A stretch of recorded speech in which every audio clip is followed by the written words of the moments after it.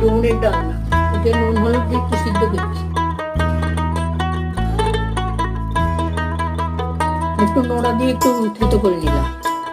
গরম তো হাত দেওয়া যাচ্ছে না, একটু সরষের তেল দিচ্ছি, জিরে গুঁড়ো, যে শুকনো লঙ্কা একটু চিড়ে দিলাম, আলুটা আলু দিচ্ছি।